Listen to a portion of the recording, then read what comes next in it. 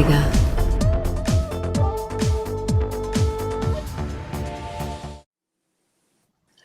Oh, here we go. I've heard you. Okay, there's Susie, okay? She's been hearing me for 31 years, for crying out loud.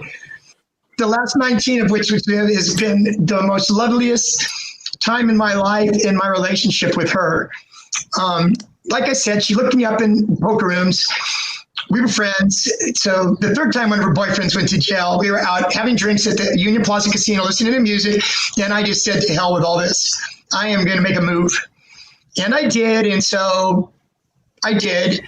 And so anyways, I'm not going to go any further into this story, Susie, except for the fact of how we met again.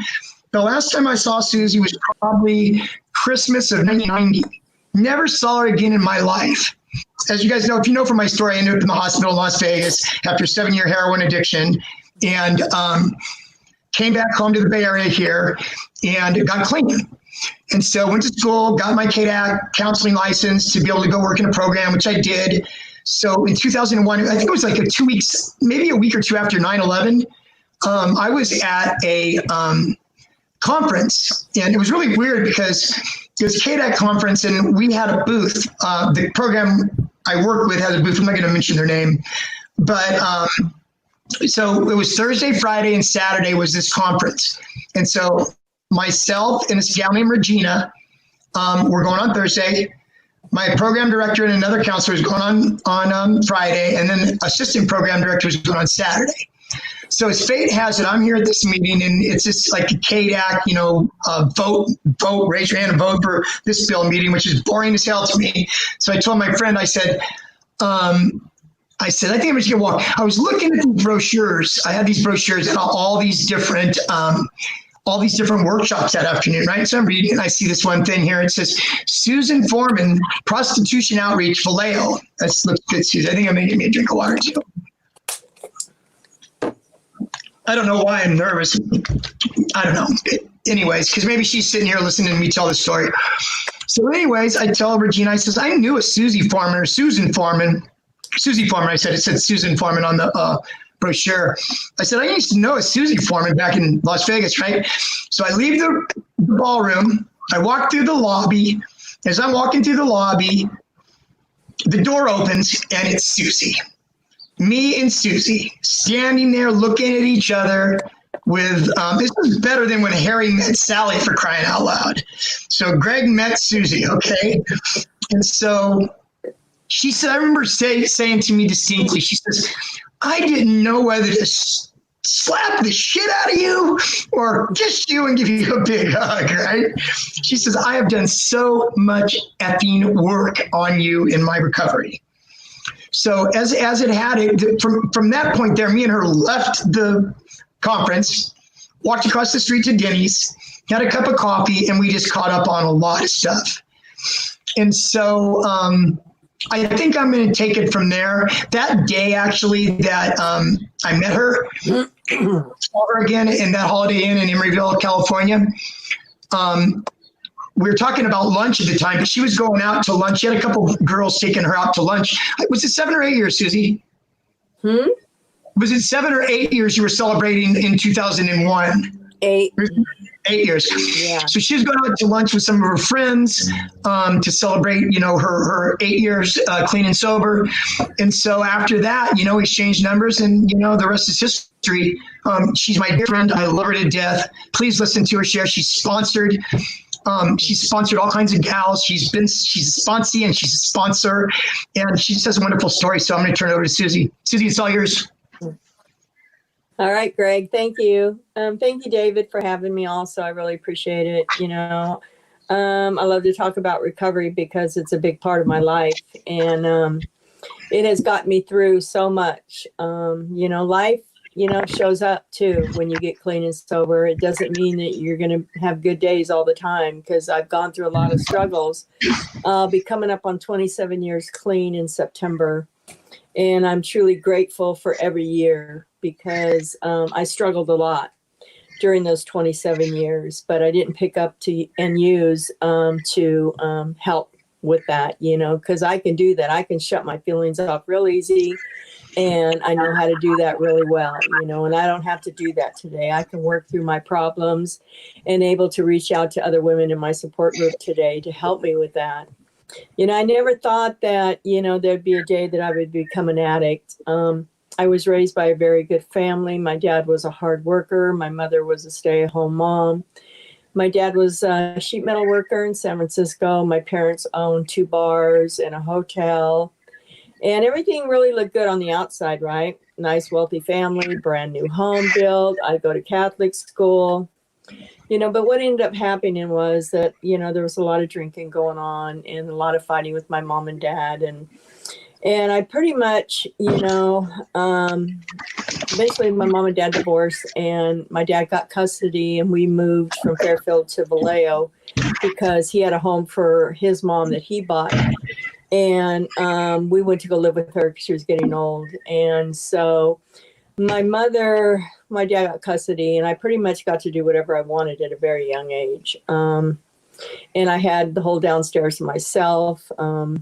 I eventually started using and drinking at the age of 12. I remember going to Catholic school in the morning, and before I'd go, I'd drink some Strawberry Hill wine. And, you know, and that's how it all started, you know. And then I started, you know, smoking weed before school and everything else. And so during that time, you know, I always hung out with people that were always older than me, 5 years older than me. And I hung out with a couple of the guys down the street who were, you know, 5 years older than me. And they were doing drugs and I started experimenting. And then I fell in love with our paper boy who came back from the army. And he's my son's father. And we wanted to get married, and we did. And I got married at 16. My dad let me, he went with me, him and my sister. My mom did not want me to get married. She told me I was going to school the next day. Because after they divorced, my mom and dad did get back together. So then I ended up getting married, and I married a man who was a heroin addict. I hadn't experimented with heroin. Well, I did experiment with it before I got married, yes. And but I just really kind of didn't like it. And I just choose to do a lot of reds. If anybody's, you know, my age, you know what reds are, and yellows and all the downers. And so I was doing a lot of pills and drinking a lot and just doing what I wanted to do. My family basically did not really care if I got married at 16. I went and left. So I pretty much left, and we moved to Fresno, and we lived there. And then things did get, you know, crazy and worse. So we moved back to Vallejo, where my dad put us in an apartment. And, you know, we were both on welfare. And so then I ended up getting pregnant at 18, and I had a beautiful little boy, and I was so happy. And but the marriage didn't last. It was back and forth, off and on, off and on, off and on. We were doing a lot of drugs and drinking, and my son, you know, I had him, and so eventually, you know, we kind of went our own separate ways. And what it ended up happening is that, you know, my dad pretty much took care of me and my mom, and then my dad passed away, and then my mom was doing everything she possibly could. And so finally it got to where, you know, I couldn't hold a job anymore. You know, I was probably probably 24. Scotty was probably about 6. I was probably 23, 24. Scotty's about 6. And in that meantime, I had got in a relationship with a man that was a heroin addict then, and I got strung out. I got hooked. I got hooked on heroin, and it was an awful thing. And I couldn't believe it that I was, because I had told myself early on that, you know, I'd hung around a lot of people that, you know, were heroin addicts and shot a lot of dope. And my thing was that's one thing I'll never do is stick a needle in my arm, you know. And it eventually happened, right? So what ended up going on was while I was with this man, we were dealing a lot of dope and out of his house, and we were mostly selling to all the prostitutes. In the morning, they'd come and want to get fixed before they go to work. And I told myself, God, I could never go out and do that, sell my body, you know. So anyways, what ended up happening, we got pretty strung out. We were pretty sick. And, you know, the cops were pretty much on to what was going on and all the drug dealing we were doing. And I had my son with me this time. And, you know, he was having to experience all this. And it was totally, you know, I look back at it now and I think, you know, how dare I? How dare I? You know, but the disease takes over. It takes over and everything is put to the side. You know, the only thing that matters is how am I going to fix this morning? How am I going to get loaded this morning? So what ended up happening was my son got to be traumatized by a lot of stuff. You know, he got traumatized by banging on the bathroom door many, many times, begging me to come out and said, I know what you're doing in there. You know, because that was practically where I lived, in the bathroom, shooting dope, you know. And my family was pretty much disgusted with me. My mom, they knew what was going on over there. And the man that I was with too, he was a woman beater. He would beat me really bad. And, you know, I'd lie about the bruises. I'd lie about this, but, you know, he was a connection too. That's where I was getting my drugs for free. And since I was hooked, I needed him. So what eventually happened was, you know, we were both pretty much getting to the point where we really wanted to be done.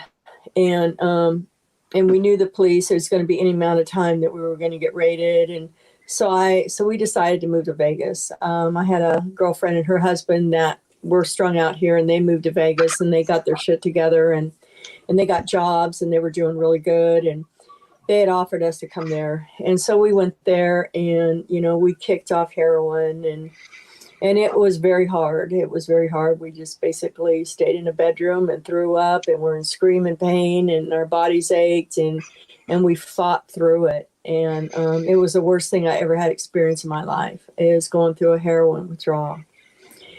And so my son had to also experience that, you know, because he was with me.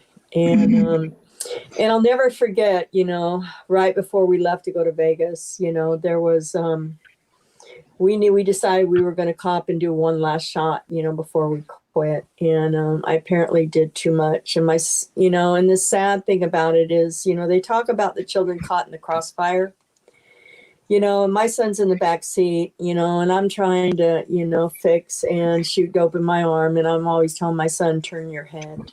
You know, turn your head while I do this. And it's so sad because, you know, what happened was I did too much and everybody was pulling me out of the car and they were trying to walk me and trying to wake me up, you know, and my son had experienced that. He had experienced not knowing what was going on with his mom, you know, and at the time, you don't look at it like that. At the time, you know, when you're strung out and you're sick and all that, just like I said, nothing else matters. Nothing. I just want to chime in. Can you hear me, Susie? Yeah. Can you hear me? I want to chime in just for a second. I just want to say this because I see how you're feeling when you're doing this right now. I just want to say that she has her son in her life now. Beautiful granddaughter that her son just given her recently, I don't know, 5 years ago. Annabelle, 5 years old, is she? She'll be six this month. She'll be 6. So, I mean, she's came back. It's just painful to hear this. And it's surreal, guys. I told you this is Susie. She's been there, done it. She's get better. And she has a wonderful life with her son and her granddaughter. Go ahead, Susie. Okay. So what ended up happening was, you know, I was able to come out of it and get back in the car and we headed towards Vegas. And you know, and then we got there and that's when, you know, I said we basically just locked ourselves in a bedroom and kicked for a whole week. And I eventually got a little job and he got hooked back up with the electricians union and, you know, we're doing okay and we're trying to look for our own place. And, you know, I got my son registered in school. You know, I mean, we're still drinking. We're not totally clean. We're still drinking, right? And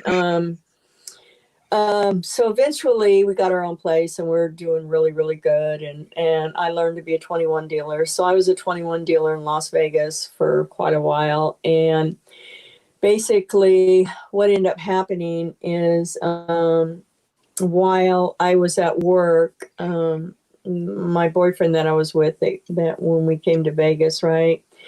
You know, he hadn't shot any dope it'd been over a year, right? And we got into a big argument. And I had told him I wanted him out of the house. And the sad part was he was in bed with another woman when I called home for him to come pick me up from work. But my son answered the phone, and my son said, I said, let me talk to him. And he said, Mom, I can't. And I go, what do you mean you can't? And so here, once again, my son is traumatized, right? My son says, because he's in bed with a girl. And I said, he goes, please don't tell him, please don't. So my son was terrified, because George was abusive. I've never seen him lay his hands on my son, but I knew how he talked to my son, which was not okay. It was not okay. But once again, right, I'm in this domestic violence relationship. I am so sunk into the sickness of all this. And so I told my son, don't worry about it. Don't worry. I won't. No worry. I said, I'll call back later. So I didn't want to put my son in the middle. So I called back later and he answered the phone. And I basically just told him, I said, you need to pack your stuff and you need to leave. And I said, I know you were in bed with another woman. And so he said, you don't know what I'm talking about, blah, blah, blah. And it was one of your friends and she needed a place to stay for, overnight. And I told her, well, Susie won't care. Just go ahead and sleep on the couch, and then I went ahead and got up and told her, go ahead and get into bed if you want. I'm up and, whatever, right? It's like, okay, yeah. But the thing is that I told him I wanted him to leave and, and I didn't need a ride home. He didn't need to come get me. And so he still came and picked me up and was trying to tell me, about everything that was going on, blah, blah, blah. And, and I just wasn't buying it. I wasn't buying it. So, I got home. Good for you, Susie. You shouldn't be buying it. So anyways, what happened Let me say one more thing. Let me say one more thing. So you heard Susie when she stopped using heroin and that, but they still drank, right? So drinking counts, guys. You're not clean and sober if you stop heroin and crack and you drink. So just know that. Go ahead, Susie. Oh, yes. Yeah. So then, so what ended up happening was, is that when I got home, my son was with the neighbors. They went fishing. Him and his grandma, his friend's grandma took him fishing for the day. So I was really happy he was not there during this argument. So anyways, I ended up leaving. I said, when I come back, you better be gone. And so I left. And then when I called back, I called and there was a man answered the phone. And I said, I don't know who you are, but you need to let me talk to George. His name was George. And he goes, well, I'm sorry, ma'am. He's not here. He's at the hospital, but we need you to come home right now. We want to talk to you. And I'm going, well, I said, I'm going to the hospital. So I assumed that George got drunk because he was an alcoholic, even though he quit heroin. And once in a while, we were smoking crack too, so all that disease did not stop. All the insanity was still there. We got off the heroin, but then we picked up something else. That's what addicts do, right? Yep. We'll just keep doing whatever we can do. So I ended up going to the hospital and I walked in and told them that I needed to see him. And they said to me, I'm sorry, ma'am, he's dead. Oh, geez. You have to wait over there. Mm. And that's exactly how they told me. And I was just devastated. Mm. And then the detectives came and they wanted to talk to me. And they literally asked me if I killed him because I told them I found him in bed with another woman. And they asked me if I killed him. Mm-hmm. And I said, no, I didn't kill him. Because what had happened when somebody was there and called 911 and said, there's a man that's overdosed here and left him and to die. And they found him and he had shot some dope. I know for a fact he didn't do it to commit suicide because he had a pocket full of money and he only spent $20 of that money. And I knew exactly how much money he had when he got paid. And so that's my Susie. Don't have much money. I knew that, but what it was he has not shot any heroin in over a year and he'd been up all night drinking and that combination will kill you. And that's what happened. It killed him. My son was taken away from me during that time for about 3 days and he was put in a child's home until more investigation was done. And my sister said, do you want me to come get him? And I said, no, I'm going to go to court. I'm going to fight this. And of course, when they ransacked the house, it didn't look good because there's, needles around and, and he's dead in the bathroom and all that. So I ended up getting everything all cleaned up, and and I was working at that time too. So I ended up getting him back. And the hardest thing was for me to tell his dad that, that his son had passed away, but he knew that his son had a serious drug problem all his life.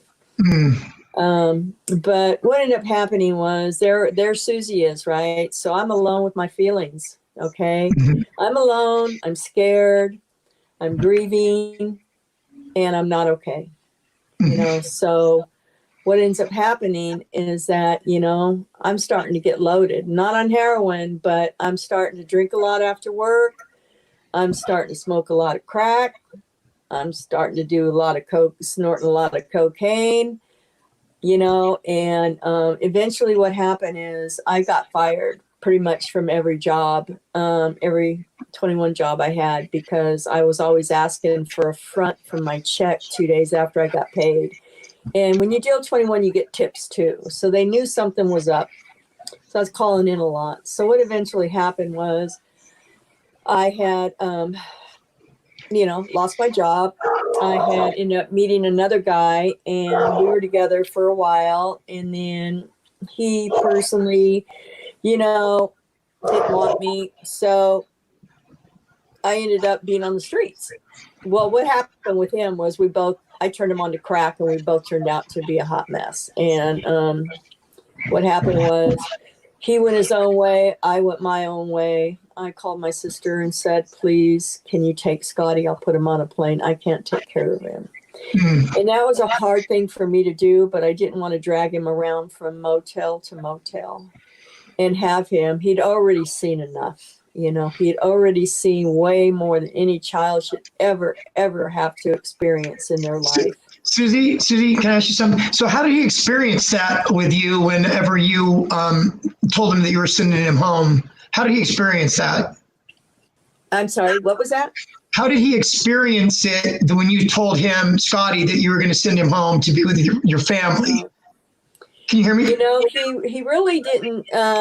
He really didn't say too much of anything. I think he probably was glad, to be honest. I think that, because he knew how his grandma was, and he knew how his aunt was, and they were going to be the ones taking care of him. And that he knew when he was visiting them that he was always safe, right?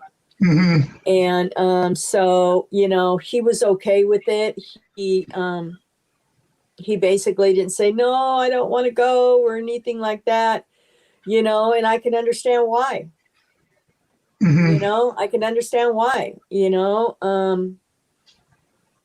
I'm his mother, but I wasn't present. I was never present.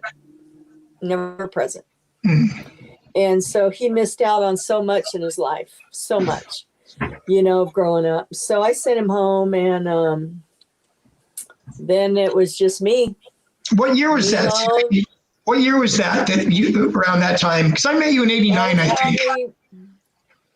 Probably 89, 90. Right about when you met me. Yeah.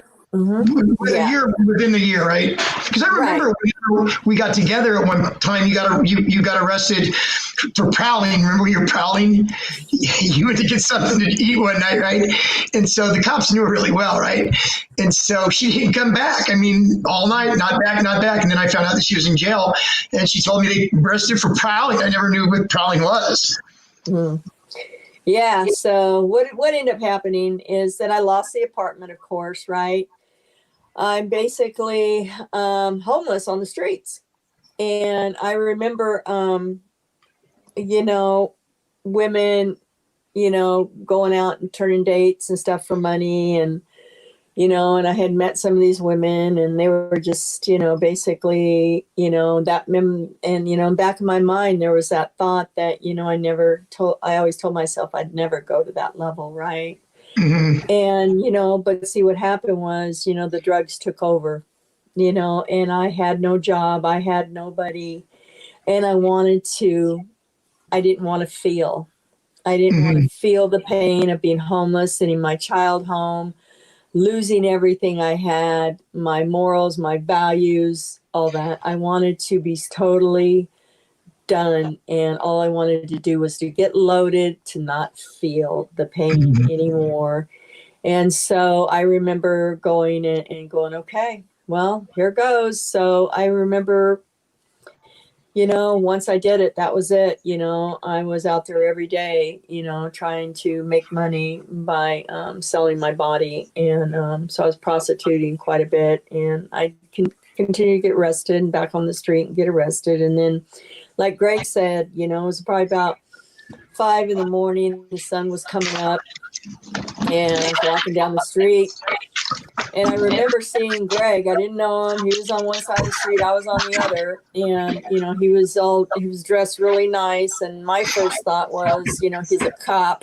Part of my hustle. And, part of my hustle, Susie. I sold it pretty well. He finally waved me over, right? And I was like, should I talk to him or not? So I went over there because I was out there trying to find some money, right? So I can buy some crack. And I said, yeah. And he goes, hey, what's up? And I said, nothing. What's up with you? And he goes, I'm trying to get something. I said, oh, really? What are you trying to get? And he goes, well, I want to, you know, to get any crack. And I said, are you a cop? You know, and he goes, no, man, I'm not a cop. You know, and I said, gosh, man. I said, well, why are you're all dressed up and stuff? He goes, well, that's my hustle. And I said, all right. So I thought, man, should I take a chance to go get this guy some crack or not? You know, so I said, all right. So, you know, I said, all right, you got to give me the money. You can't go with me. You got to give me the money and I'll bring you back the crack. And he goes, I don't know. Well, you're going to bring it back, right? And I said, I promise I'll bring it back. You know, and I wasn't the kind of girl that wanted to rip people off or do any of that, you know. You know, so I got it and I copped. And, you know, he said, you know, you want to come smoke it with me? And I said, sure. So I'm waiting. Any minute I'm going to get arrested, right? So, any minute I'm going to get arrested. This is, you know. So anyway, so we went back to the room and we started talking and you know, he didn't want anything from me. He didn't want to, you know, have sex with me or anything. And, you know, and and he was really, really nice. I have to say he was really, really nice. And we smoked crack and we talked and he talked about his life and I kind of talked about my life. I was a real, what did you say? I wasn't, nice, you said. What did you say that I wasn't? I was really. I said you were really nice. You were a gentleman. Really nice. I was a really nice crack addict. I became a nicer heroin addict about 2 years later. Yeah. So eventually we became friends, you know, and the whole thing was we hit it off as really good friends. You know, I respected him for respecting me. And, you know, and so, you know, he told me, you know, he goes, hey, you know, you can always find me in poker rooms and stuff like that. And, you know, and I said, well, you can find me probably out here. I was a respectful crack addict too. So what ended up happening was, you know, he would always find me and go, hey, let's go get some crack. So, you know, and I would, and, you know, we'd go get loaded and get a room and nothing would happen. And we had friends out there. We'd say, hey, you guys want to, you know, come over, you know, we're going to get loaded and blah, blah, blah. And we drink, we gamble. And Greg taught me how to be a really good Texas Hold'em player. Yes, he did. That's right. So I'd go in the poker rooms and I'd always sit behind him and he'd play and, you know, and I learned how to play and he would teach me over and over, you know, and then there was times that, you know, he wouldn't see me for 2 or 3 weeks and then I would try to find him and I'd tell him, I said, Greg, I am so tired. I haven't been to sleep. I've got no money. I just want to go to sleep. And he said, just come here. He goes, I got a room so-and-so. I'll give you the keys. You can go up there and sleep for a few days. And he was always going to, you know, he always was there for me, you know, to feed me, take care of me, right? You know, and then... I remember that really well. I remember that. Yeah. And so, you know, I always knew I could count on him. as a friend to go ahead and help me out, and then it got to the point where, I don't know, got to the point where we started feeling like we were killing for each other. And so we did, and we did. And, it felt good. It was right. He was a good hustler. He taught me how to be a good hustler, but I already knew how to hustle, but he wasn't liking that too much after a while. After we got together, he was not really liking it, and, but, I needed to get money to smoke crack and, he had his hustle and, so, but what ended up happening was that, I ended up getting pregnant and we had a child together. And I think we shared some of that at the last story, but the gift was that, I knew what I had put my son through, and there was no way that I was going to put this little girl through. And so I had decided that to give her up for adoption. And my mother came down, and she came down one point and kind of got me out of jail and told me she's going to take me home. And she said, but first I really need to think about what I'm going to do about the baby. And, and that was really, really hard. And when I had the baby, Greg wanted nothing to do with me. He was just tired of me, going to jail for prostitution. And so it got to the point where, he wanted nothing to do with me or the baby. And, but neither one of us was in any shape to take care of a child anyways. And Greg eventually got strung out on heroin during this time. And I remember the night that he was going to, do some heroin because somebody had it. And they knew Greg had a pocket full of money, and they said, man, you should try this. And, and I said, Greg, whatever you do not do it. I said, man, do not become a heroin addict. I said, you were right. You were right. And I said, I've been there and done that. Please, you don't have any clue of what you're going to experience from this moment on. And it's going to be a monkey on your back that you're never going to get rid of. Please don't start that. Let me just interject this real quick for people that don't know my part of the story. So that was back probably at the very end of 1990. I think, it was right before daughter was born in 1990. Yeah. And so she said that, right? And she was right, because I did get strung out on heroin. And for 6 years, I've said before, I was in county jail for 30 days once and in county jail for 15 days once. Total of 45 days, minus 6 years, minus 45 days. I shot heroin every day, several times a day. Ended up in the hospital weighing 124 pounds. Go ahead, Susie. Yeah. So what ended up happening was, I'd take off, I'd go do my thing, and he knew that once I landed in jail, I'd try to call him to come put money on my books. And, he basically just said, I'm done. I'm not continuing going to do this. So I ended up, as I said, I gave my little girl up for adoption, or our little girl up for adoption. And my mom said, I think you need to come home. And Greg was off with somebody else, and I didn't know where he was, and we were done. And so I let my mom took me back to Vallejo and flew me back. And, and she was praying to God that, I would do good getting out of there. But what ended up happening was that I did not do good. It was only a matter of time where I was on the streets of Vallejo prostituting and smoking crack, and ended up in jail numerous of times. And I finally decided that, I was going to go to Reno. And because I had a girlfriend that moved up there to get out of Vallejo, and she said I could come there. And so I went up there, and I had no experience. I didn't really have any experience, jobs or anything, pretty much. Sure, I could probably try to get a 21 license. But the thing is, when my mom got me out of jail the last time, the judge said, if I ever see you in the state of Nevada, you're going to send you to prison. And then I go to Reno and thinking, oh, wow, I'm in Nevada, So it's like, oh, geez, I've got to hide out. So anyways, I decided that I was going to go work on a ranch. And the ranch had no animals, but a lot of studs. just a little cute joke. But anyways, I went to work at the Mustang Ranch, and I was able to go there and make money and get loaded.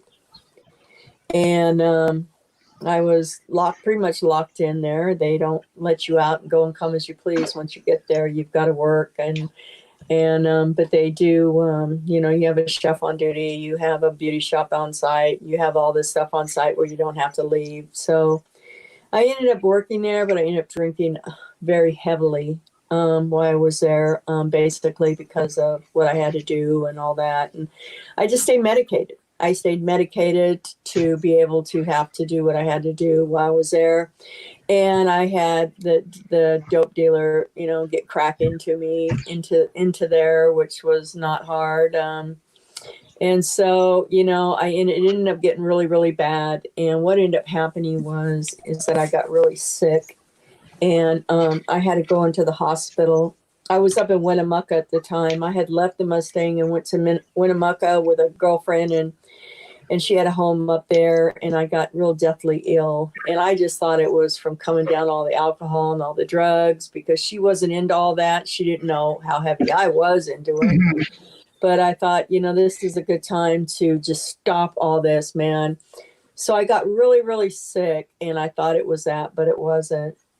She rushed me to the emergency room, and in Winnemucca is a little hospital, but they immediately put me on a plane and flew me back to Reno to St. Mary's and said my liver was failing. And I got checked in, and the doctor said, "This is the deal." He said, "We're going to keep you in here. We're going to monitor your liver. We're going to flush your liver. We're going to do everything possible to stabilize your liver." He goes, "But if you walk out this door and you get loaded or put another drink of alcohol in your system, you're going to die." It's hard to hear that. Hard to hear that, huh? And my thought was, wow. And I remember having a spiritual awakening, and you hear about a spiritual awakening in a lot of programs and a lot of recovery people talk about that. And I truly had a spiritual awakening. I was there for a week, and they stabilized my liver. My friend called my sister and told her, and I talked to my sister, and my sister said, "Susie, when is enough enough? You have done everything. You have done it all. You've destroyed. Now all your organs are starting to fail. When are you going to be done?" It really hit me hard. And I said, "I don't know, Becky." I said, "I don't know." I really couldn't say, "Oh, this is it," because, I've made all those promises. We make those promises when we're getting loaded, and I promise I won't get loaded again. I told my son many times, I promise this is it. You don't have to worry. I'm not going to get loaded anymore. And, mommy's going to do the right thing. And so I was at the point where I was tired of making promises that I couldn't keep. And I didn't want to do that to my family anymore. And I just told her, I don't know. Because I didn't know. I didn't know if I was going to get out of the hospital. I was going to go use. I didn't know, but I still didn't feel good, because once you're clean in the head and you haven't used for a few days, all this stuff comes up about what you've done with your kids, how you've treated your family, where your life is, and all of that stuff comes, and you just don't want to think about all the people that you hurt, that because, we hurt the ones that we love the most. That's just automatic. We do that in this disease, and it's not that we want to. The disease is more powerful than us. It truly is. And we think we're safe. We think we're safer when we hurt the people that we're close to. That they'll take us back. Yeah. And my mother, she'd tell me. But I guess you were at a point then where you knew that you had to do something when you went back to Vallejo this time. I'm guessing, right? What did you do when you went back to Vallejo? Then what happened was basically, I made a phone call to a woman that basically had seen me off and on in the Vallejo jail many times after my mom brought me back. And she'd always say, "Susie, I can get you in a treatment program." And I'd tell her, "No, I'm good. I'm going to get out of here. I'm going to get me a job. I'm going to be fine." Right. And that was my intention. I really believed that I was done, but when I hit those streets, that sun is shining, It's Yep. on. So what ended up happening was, when I was in Reno, I remembered that woman that's so dear to my heart, and I thought, you know what, I need to call her and tell her I'm ready now. I hadn't talked to her in about a year and a half, and I called her and she said, Susie, just stay by that phone. Do not go anywhere. I'll make a phone call, call you right back. And she called me right back and she said, I have a bed for you in San Francisco. And if you want it, it's yours. And I said, I do. I want it. So I ended up getting a ride down there and I checked into that program. Can I stop you just for, let me stop you just for a minute. So she's on her way now to Vallejo. She reached out to this woman that she knew from the jails, get her into treatment back in, was it 93 or 93, 94? It was 93. 93. And I told her the other day, we were talking about coming and doing this, and she saw my show that I do on my brother's website. And I told her the other day when we were talking about it, I said, Susie, I'm saying it again to you. I am so proud of you. You are a wonderful woman, and I love you. Mm-hmm. I love you too, Greg. Continue. All righty. So I ended up finishing that program. My sister would bring my son down to visit me at the program, and it was in San Francisco. It was ran by the Salvation Army, and it's called Pinehurst. It's a beautiful program down in the Sunset District of San Francisco. And so I ended up staying. I ended up dealing with the grief that I had of giving my child up. And the thing that really I don't understand, but I do understand, is that why wasn't having her enough to make me quit then? Why did it come to my health? Well, the reason that is because, see, it doesn't matter what we go through. It doesn't matter. We never know what's gonna happen in our lives to get us clean, right? Yeah. But what came down to it was that was my time. And when I talk about that spiritual awakening, what I'm talking about is that I laid in that hospital bed and I looked up and I told God, I said, God, I can't do this alone. I am so scared and I need your help so bad. I want to do the right thing and I don't want to ever use again. And he basically said, I've got this. And I felt it. I felt this huge relief off my shoulders. I just felt this warmness come down in my body. And at that moment, I knew I was going to be okay. And so,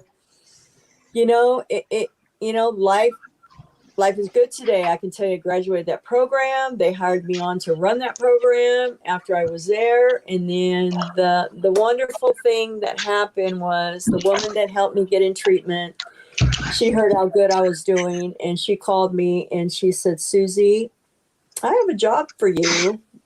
And I said, really? She goes, and it is going into the jails and working with women. Oh, boy. And I was like, oh my God. She goes, because I said, she goes, you remember that time I came to jail and I talked to you and you were crying? You were crying really hard. And I knew something had happened to you when you were on the outside. And what had happened was she came in to see me one time and I was in tears and she knew something was wrong. And she'd asked me, she goes, so what else is going on? And I said, I was raped. I said, I was raped on the street and I'm pregnant. And this is not being pregnant with my daughter. This is, before I even, this was after I came back from Vegas. And I said, and I don't want to have this baby. And I said, and the way it's looking with my crime, I'm going to be in here for a while and I do not want to have this baby. And she fought the judge to get me released to her care, get me to Planned Parenthood, to get me an abortion, put me up in a clean and sober house for the night, and then take me back to check me back into jail. And before she took me back into jail, she said, Susie, I'm going to take you out to eat before I have to take you back wherever you want to go. And I said, she goes, what kind of food you want? I said, Mexican. Lobster. You love lobster. Did you have lobster? Did you have lobster? No, Mexican. I didn't want to, tell her lobster. So I know that's your favorite. I know that's your favorite, though, from being with you. I remember taking the lobster, even when we were using. And addicts, I took you to Red Lobster a couple times. Right. Go ahead. So anyway, so she had said, Susie, if you ever decide to get clean, she said, what is it you would like to do? And I said, I'd like to work with women that are involved in prostitution and help them. She said, never let go of that dream. Never. And she goes, because you know what? That dream could come true. And I said, okay, Pat, I won't. And she then had to take me back to jail, and I went back to jail, and and then after that was kind of going backwards. But then after that was when I went to Reno and all that stuff happened. And then she found me in treatment and said she had a job for me. So she hired me, and I was able to do the work that she did for me. I was able to go in there and work with women. But then also during that time was I had fought really hard to get a nonprofits license and open up a home for women involved in human trafficking. And that dream came true. I did that. Yes, and I had for 3 years. And, and I was still working with Pat. That didn't stop. I didn't want to give that up. So me and Pat ended up working together for 20 years. And we ended up kind of resigning from our job at the sheriff's department. And pretty much Pat was getting older, and she's in her 70s now, and she wanted to go ahead and retire. And it was really hard for her, but it was hard for me to stay on for somebody that got me in treatment. We worked together side by side. We did the same work together. She believed in me. She told me about a dream. I met that dream that I could not work at that agency anymore without her. It was just like, it was going to be a huge abandonment issue for me. And so I moved on, and she moved on. As a matter of fact, I just talk to her today. I talk to her every day. I can't let her go. It's wonderful. So Pat was the one that you were telling me about when I ran into you in 2001. She was the one that you were working with. I didn't know that she was the one that saw you when you were in jail. That's pretty wonderful. Yeah, that was her. Yeah. And so what ended up eventually happening was, I had that nonprofit for 3 years, and then the owner sold the house. And so I had to find the women other places to go, which I did. Was that Rosewood then? Was that Rosewood? No. You're not talking about Rosewood later. No, I was working at Rosewood House at the same time. And it was through an agency called Youth and Family Services, where I was the program director for a transitional house. That we worked with women in the jail and having them able to come to Rosewood and stay. That was the program that CC Sabathia, the pitcher, who's now he was a Cleveland Indians pitcher. Now he's pitcher for the New York Yankees, and now he might be retired. But he made this large donation to Rosewood House, maybe $500,000 or something. Yeah. I'm not sure how much it was. No, what he did was he basically came in. He came in, and him and his wife, and he had 51 team members. His number's 51, I believe. Yes, 51. Yeah, and he had 51 team members, not his team, but workers that came in and restructured the whole facility. And I got a signed T-shirt. I got a signed ball. They hung out. His wife gave me a beautiful bracelet that I have today. Yeah, so they did so much for Rosewood House. And then during that time, even though I was still at Rosewood, I opened up my own nonprofit. So I was doing both at that time. Was that Susie's project? Was that Susie's project? So she has her own project now, for crying out loud. Yeah. Pretty wonderful.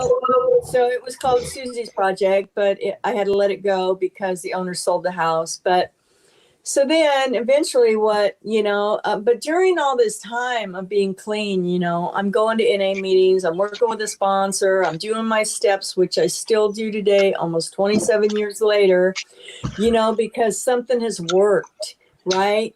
Somebody told me once, well, why do you still got to go to those meetings? And why do you still do the steps when you got all this time? I said, because I'm not about to stop to find out, right? Because it's working in my life today. That's right. It's working in my life today. And, and so I sponsor other women. I truly believe in the 12 steps. I believe in NA. I believe in going to meetings. They're going to save your ass. Trust me, they will. Because trust me, there's days having 27 years clean. I'm just a hit of crack or a drink away from getting loaded. It doesn't matter because that disease will show up at my lowest moment. So Susie, it's like weird, Susie saying that about, the one drink or the one thing about what I told you about. Somebody asked me about why aren't you recovered yet? Why do you say you're in recovery and not recovered? I think I shared that with you, right? And I told her, I said, because one is too many and 1,000 is never enough, right? Yeah. You know, and the thing is, I'm an addict and I'll always be an addict. Okay. And I'm in recovery. I'm not recovered because that disease can show up anytime. You know, it's like cancer. You know, it's like if you continue to go and get your radiation treatments and you continue to do what's going to work, right? The cancer, it will slowly go away. It's the same thing as a disease. Well, let me kind of step away from the camera and show you my big picture on my back wall. Okay, come on. Oh, I see it back there. Yeah. And what that is a picture of all my NA books that I work out of, that a friend of mine who's an artist that painted all my books for me, that I've worked hard on in those books, those NA books, you know, because that's what I was talking about, you know, about the NA program. You know, I do NA. I started out in Alcoholics Anonymous because that's what they introduced us to in the program. But then I found that my niche was NA. I met a lot of people in NA. I could relate to NA because mostly I was a drug addict more than an alcoholic. You know, and you just got to find out where you fit at, you know, and I found that I fit in NA.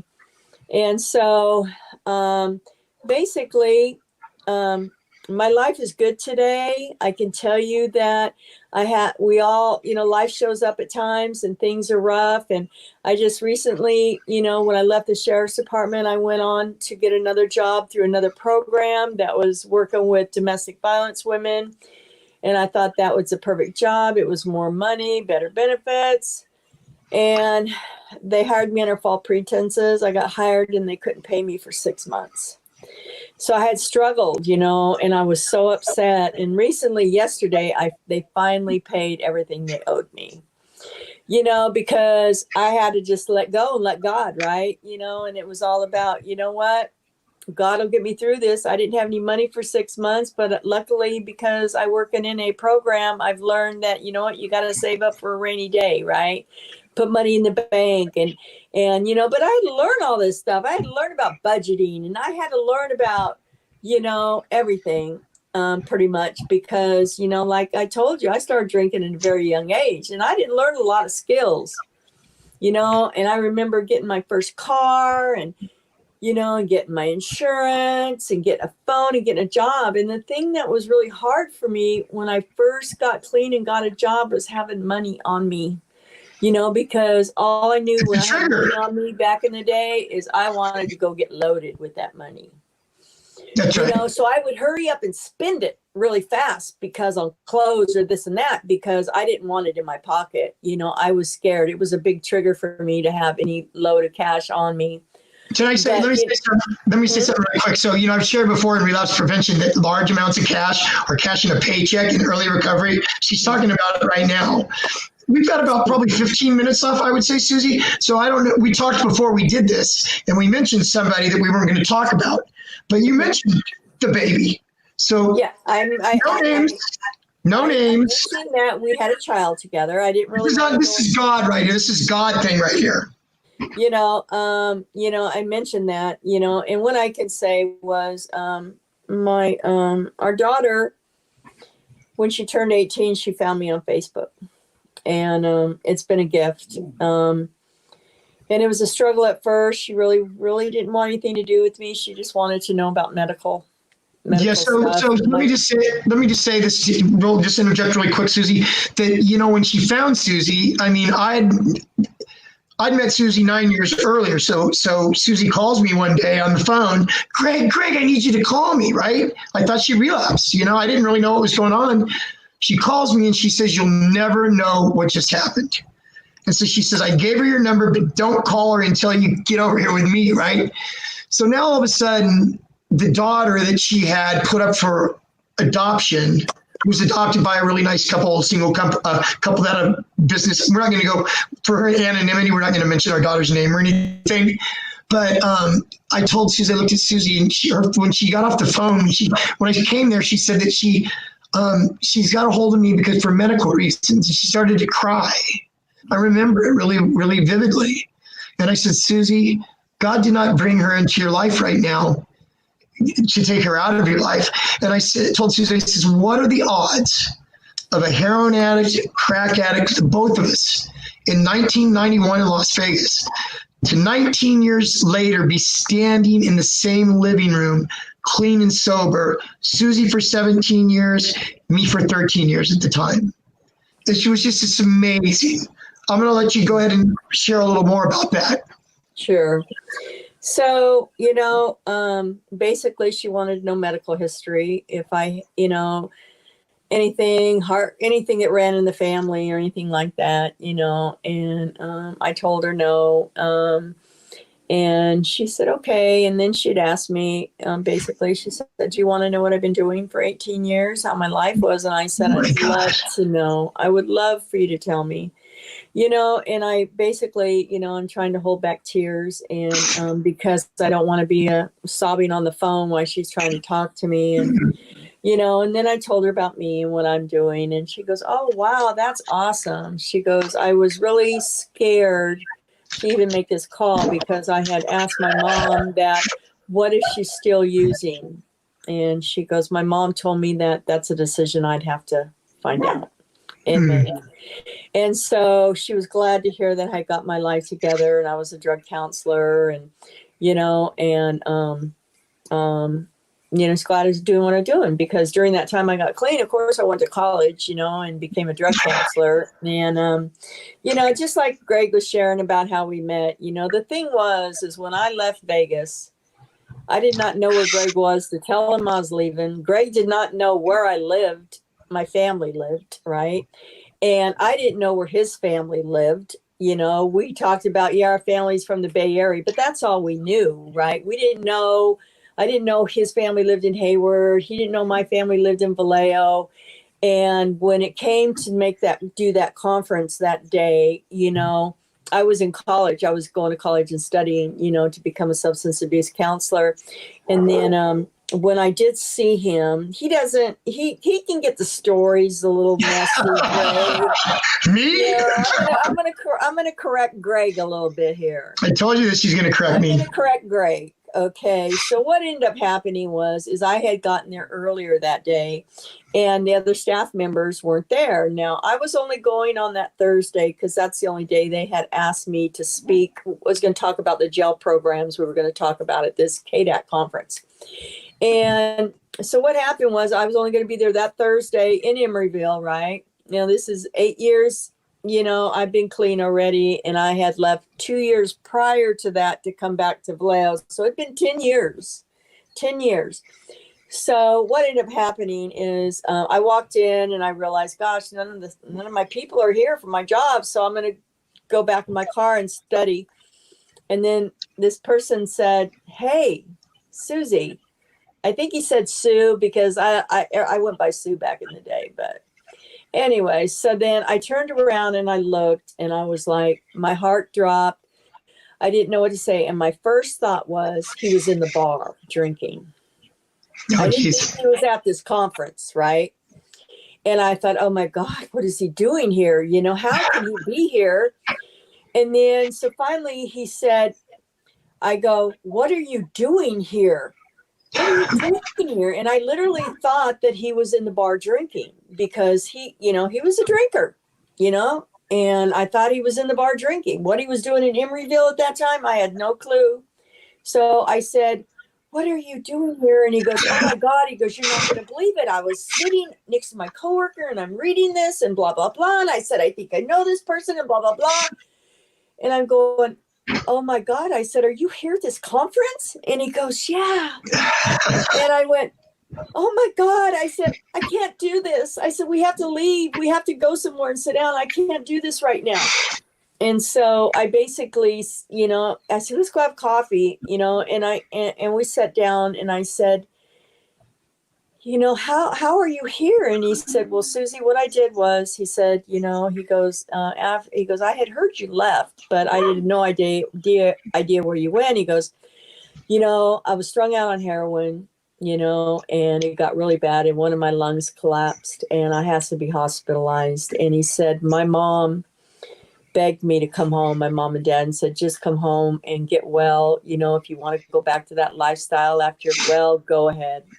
And he asked me, what about you? And I said, I continue using. I ended up in the hospital. They wanted to remove my liver. And I had the choice whether I wanted to get clean. And so I went to school to become a drug counselor, and Greg said, so do I. So did I.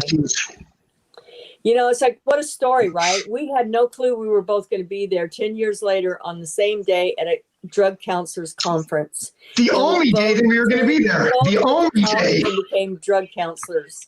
That's right. You know, and it was like, that's like hitting a lottery, right? What were the chances that we would meet on that certain Thursday and our lives would come together? But it's all God.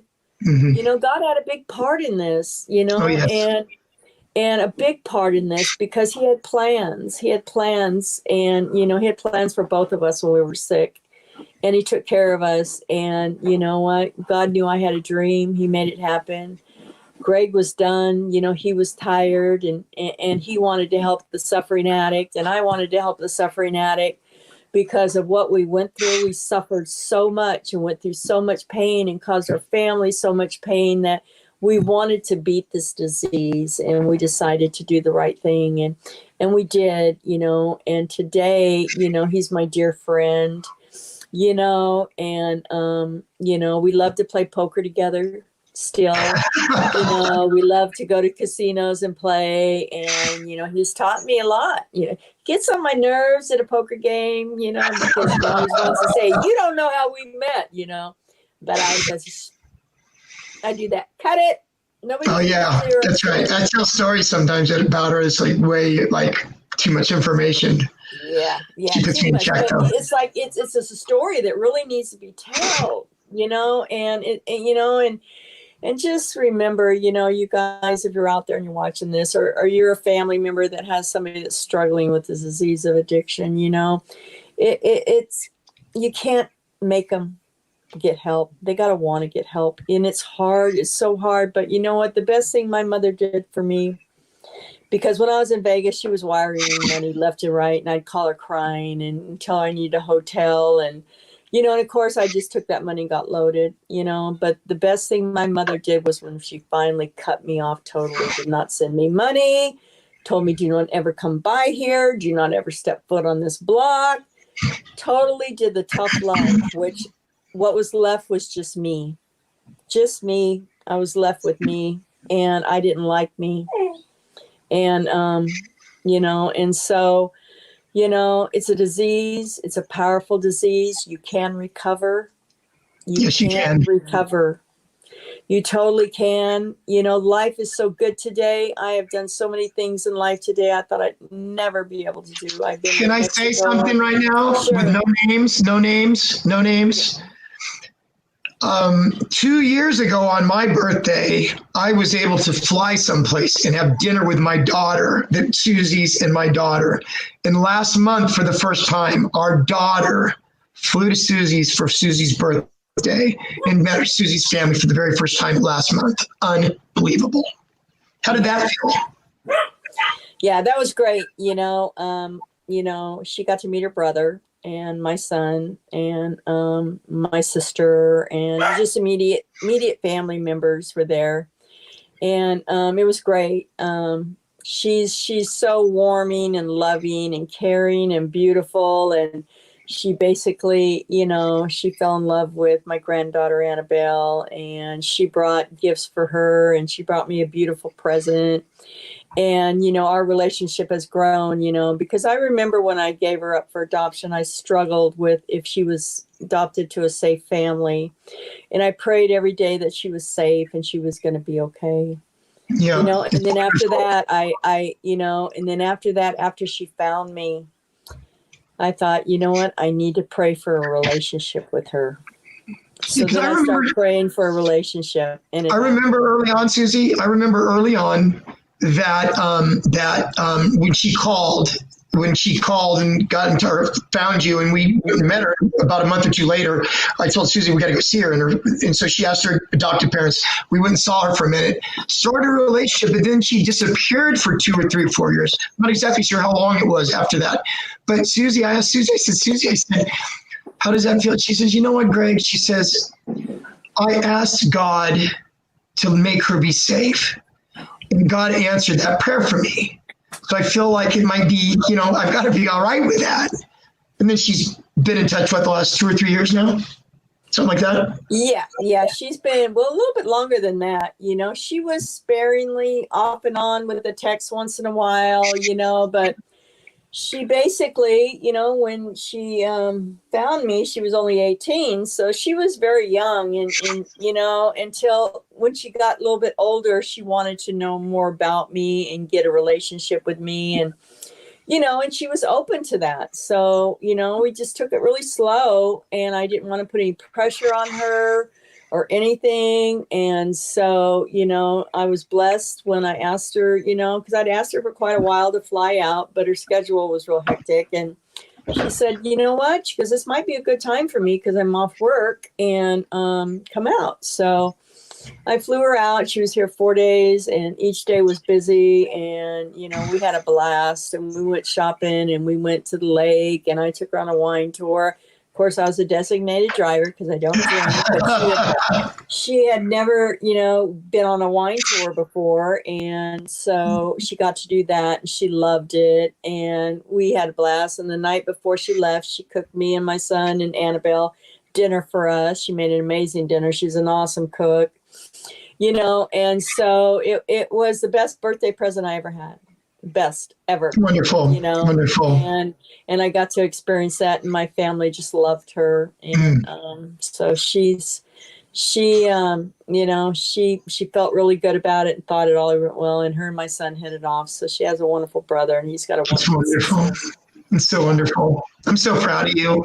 I love you so much. I'm so proud of you, guys. I've been talking you up the last couple of weeks, and I told you guys last week. I said Susie's going to be here.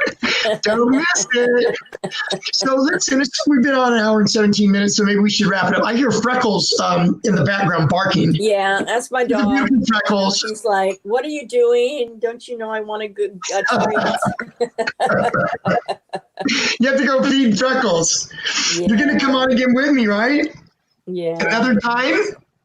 Huh? Of course, yeah. Maybe I'll have I'll have you interview. Maybe I'll interview you, and you can talk about the steps a little bit. Yeah, sure. The steps, the steps of AA. I'd be so happy to, And I just hope, that my story might have touched you in some way. Anybody that's listening, because. There is help out there, and you don't have to live like this, and I hate to say it, but I love the suffering addict because I've been there and I know what it feels like. So I have empathy and I have compassion and I have love and I have kindness to give you, to tell you that there's a new way to live. That's right. It really is. Because I never thought that this low down prostitute, working the streets, crack addict, heroin addict, homeless person, thief, robbed, stole cars, did this, did that. I mean, I did a lot of crimes that I should still be in prison for. I can tell you that right now, but God had a plan for me. And my plan is to sit right here and talk to you tonight. So I just want to say Thank you so much. Thank you, David. Thank you, Greg. I love you, Greg. Wonderful. Cards, Greg. Yes. Do you have a little button down there on your thing, Susie, where it says Leave Studio? It should be right down below your red X. That has a what? It has a little red dot with an X. It says Leave Studio. Do you see that?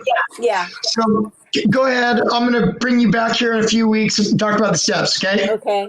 I love you. Good. Thank you, everybody, for listening. Everyone have a nice evening. Bye-bye. Bye-bye. Click that red X. I did. You're still there. There you go.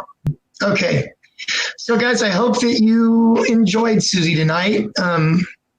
I don't know that I shared that she was my mother's. I don't call her baby's mama because I think baby's mama has a little bit of a negative connotation to it. So she's the daughter she's the mother of my daughter now. And we both have our daughter back in our life right now. It's just a wonderful thing. That will be it for the night, guys. And I hope that Susie's story, touched your heart like it touched mine again. It touches my heart every time. Touches my heart every time I see her. Okay, guys, I will see you next week.